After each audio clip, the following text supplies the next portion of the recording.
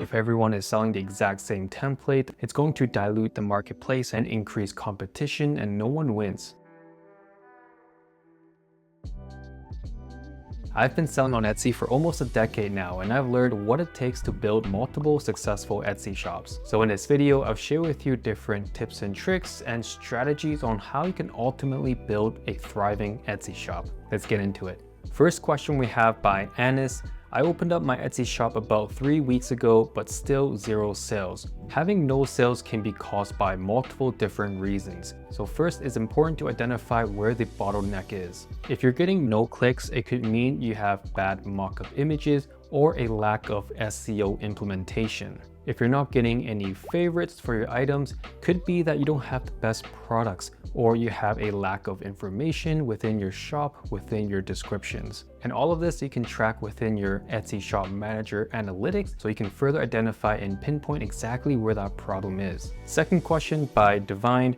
What design app or software are you using other than Canva? Now, this is a question I get asked quite a bit, but this is not the question that you should be asking. The question you'd be asking is, what are you trying to build? What is the end product that you're trying to offer within your shop? And depending on what that product is, that will ultimately determine what design apps, what design software you're using to create it. For example, if you are building Notion templates, then you're going to need to use Notion to build that digital product. Another example is if you are selling budget planners, then you're going to need to use maybe Excel or Google Sheets to build these budget trackers and templates. So it's a bit about reverse engineering the process. Question number 3 by Pat. Do you recommend buying PLR or MRR products to sell on Etsy? And in case you're not familiar with these types of products, basically these are still digital products, but you can buy them and have the full rights to resell these items commercially. And this has been a huge topic, a huge category, but something I want you to be mindful and be careful of is if it's so easy for you to just quickly buy these and resell them on the market, just imagine how many other sellers are doing the same thing. If everyone is selling the exact same template across the marketplace, it's going to dilute the marketplace and increase competition, and no one wins. It's often better to avoid any category or any niche where the barrier to entry is really low.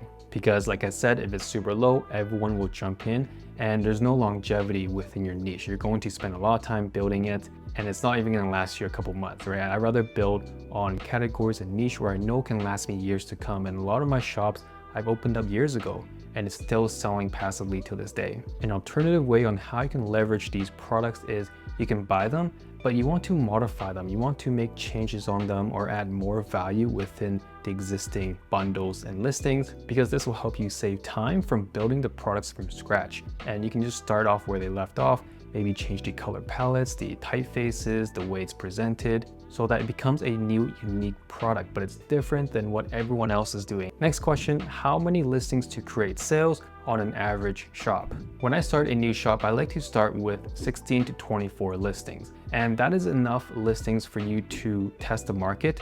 Next question, do I need to run Etsy ads right away? Yes, you should start running your ads right away when you launch, but there is a 15-day period where you have to wait before you can start running Etsy ads. But before running, make sure you optimize your shop. Make sure to have some initial reviews if you can. That is the most important thing. It will really help improve your conversion rate by having some reviews. Also, having an optimized shop. Don't just start pushing ads if you only have 1 or 2 items in your shop, because it doesn't look as professional as a whole. Imagine if you are going to the mall, you see a shop and they only have 1 or 2 products in store, you're probably not going to walk in there compared to another store that is fully stocked with different items. Next question by Brittany, how do we complete free research? So one way you can research completely for free is on the Etsy.com, the main Etsy website. What you can do is search for a specific keyword or niche within the search bar, and from there look at all of the listings, which one has the highest review count, and then click on that listing, check out the reviews, and sort it through most recent. That way you can see how many reviews they are actually getting, what are their most recent reviews, and how frequent it is. You can also click into their shop and see their total amount of sales at the top, and then scroll down all the way to the About section where you can see when they launched a shop. So you can compare how many sales that they have and when their shop was open to get a sense of, cool, when did they start? How long did it take them to get this many sales? And you can do some simple math based on the average price on their product listings and estimate how much they're actually making within that shop. If you're finding a lot of value in this video, make sure to subscribe to the channel if you want to learn more about how to be successful selling on Etsy. Now let's get back into it. Next question by Earl. Can I create a shop and sell products even if I'm from Asia? Or is it only limited to people in America?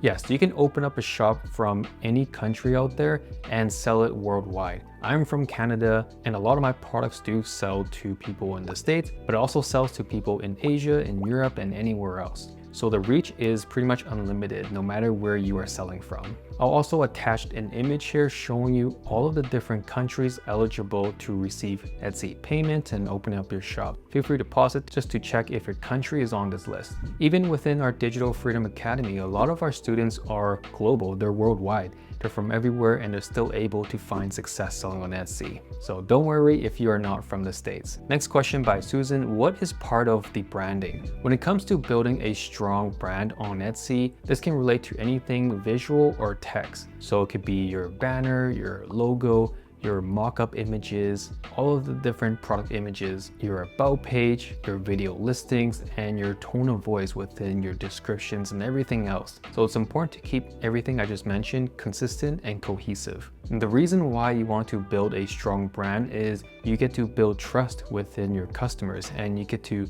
become an authority in the space. You look way more professional than those who don't spend time in building a professional shop. If you spend a lot of effort and time into your branding, people will see that and they'll reflect that upon your products. If your branding is high quality, then your products must be high quality as well. Next question by Winston. What is the most crucial process in driving your customers to your shop? Having a great product and the ability to showcase how great it is the most crucial part in having a successful Etsy shop. And we can break it down even more. If you're in a category that is not too saturated, then just having good products will find you success.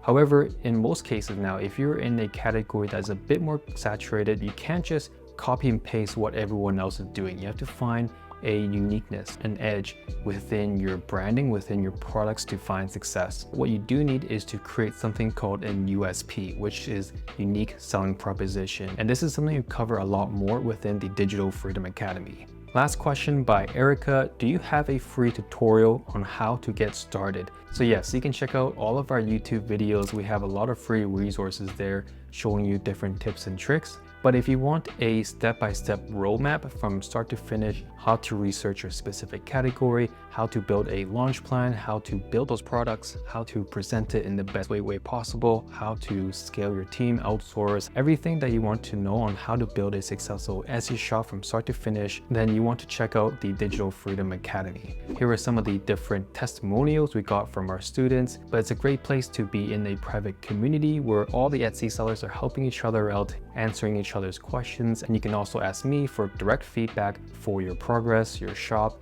and anything like that. So definitely check it out in the link below if you want to learn more about how you can join the Digital Freedom Academy. So hopefully you enjoyed this video, subscribe if you haven't already, and I'll see you in the next video. Take care.